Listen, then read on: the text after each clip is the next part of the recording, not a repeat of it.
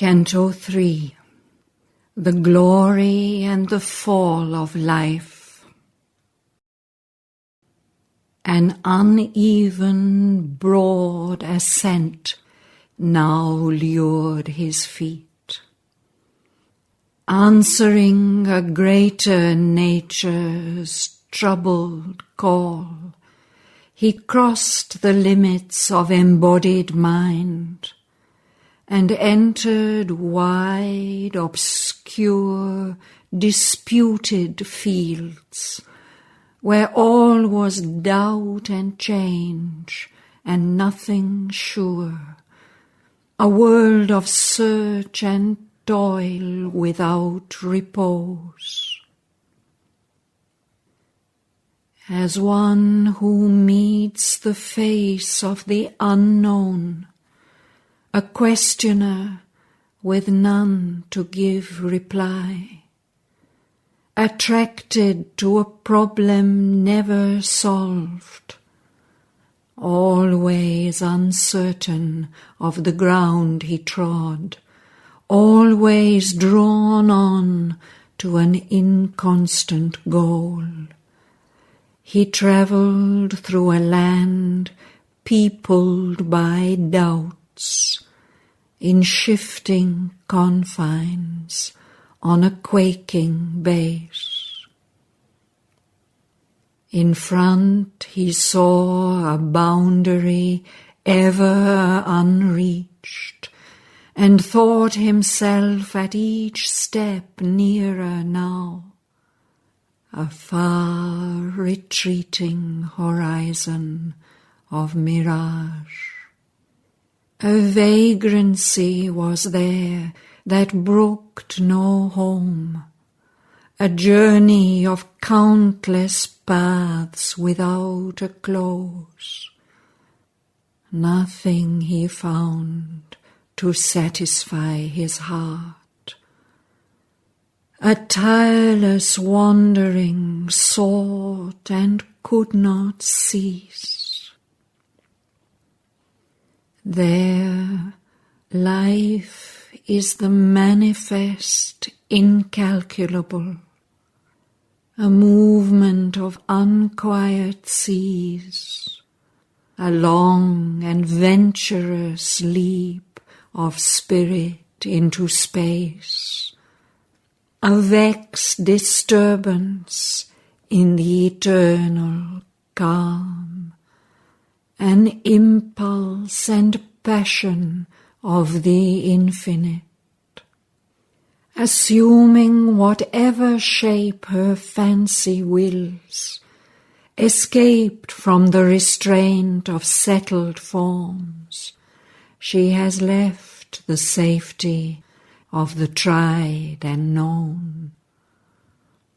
Unshepherded by the fear that walks through time, undaunted by fate that dogs and chance that springs, she accepts disaster as a common risk. Careless of suffering, heedless of sin and fall, she wrestles with danger and discovery in the unexplored expanses of the soul. To be seemed only a long experiment, the hazard of a seeking, ignorant force that tries all truths and, finding none supreme, moves on unsatisfied, unsure of its end. As saw some inner mind, so life was shaped. From thought to thought she passed, from phase to phase, tortured by her own powers, or proud and blessed, now master of herself, now toy and slave. A huge inconsequence was her action's law, as if all possibility must be drained, and anguish and bliss were pastimes of the heart. In a gallop of thunder-hooved vicissitudes, she swept through the race fields of circumstance. Or, swaying, she tossed between her heights and deeps, uplifted or broken on time's inconstant wheel. Amid a tedious crawl of drab desires, she writhed, a worm mid worms, in nature's mud. Then, Titan-statured, took all earth for food, ambitioned the seas for robe, for crown the stars, and shouting strode from peak to giant peak, clamouring for worlds to conquer and to rule. Then, wantonly enamoured of sorrow's face, she plunged into the anguish of the depths, and wallowing clung to her own misery. In dolorous converse with her squandered self, she wrote the account of all that she had lost, or sat with grief as with an ancient friend. A romp of violent raptures soon was spent, or she lingered tied to an inadequate joy, missing the turns of fate, missing life's goal.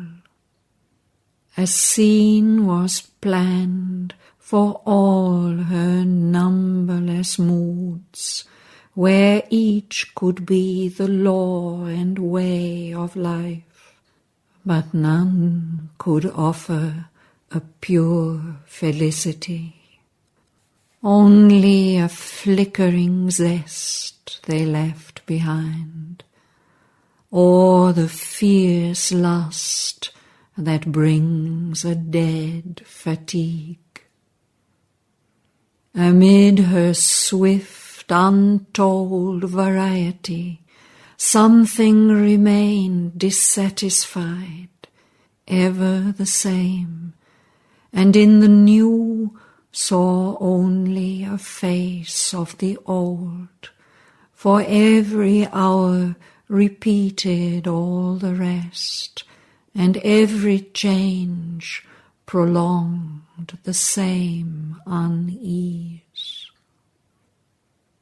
A spirit of herself and aim unsure, tired soon of too much joy and happiness, she needs the spur of pleasure and of pain, and the native taste of suffering and unrest.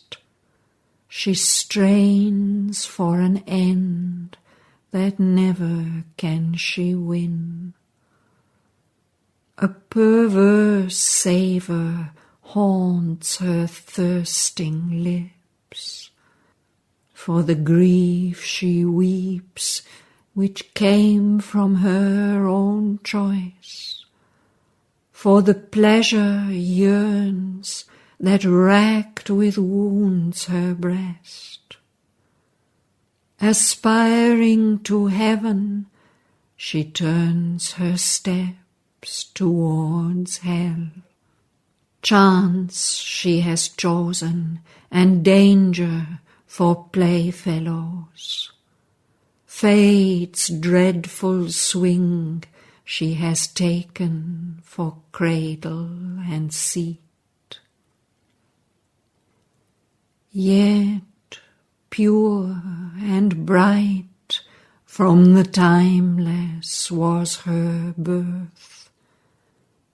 A lost world rapture lingers in her eyes.